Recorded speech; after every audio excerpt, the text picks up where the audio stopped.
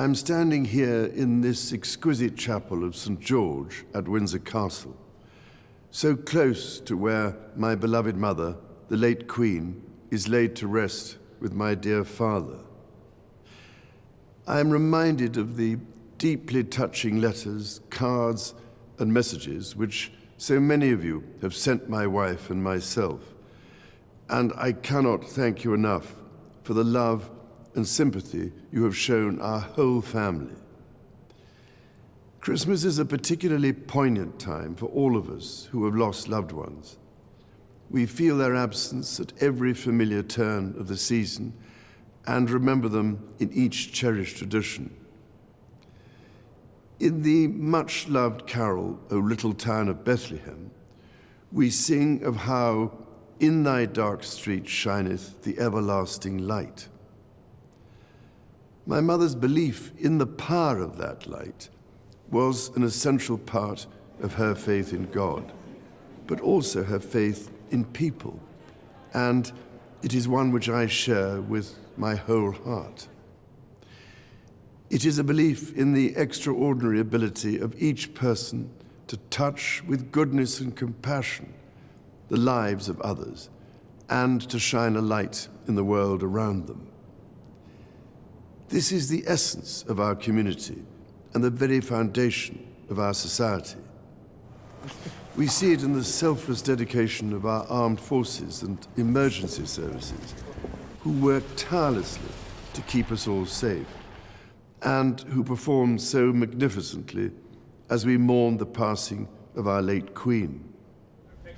We see it in our health and social care professionals, our teachers, and indeed all those working in public service, whose skill and commitment are at the heart of our communities. And at this time of great anxiety and hardship, be it for those around the world facing conflict, famine, or natural disaster, or for those at home finding ways to pay their bills and keep their families fed and warm, we see it in the humanity of people throughout our nations and the Commonwealth who so readily respond to the plight of others.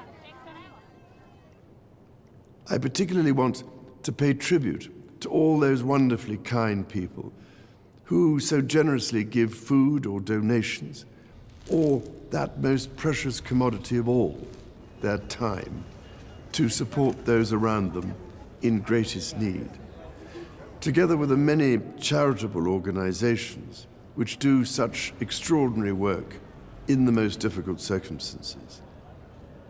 Our churches, synagogues, mosques, temples, and gurdwaras have once again united in feeding the hungry, providing love and support throughout the year.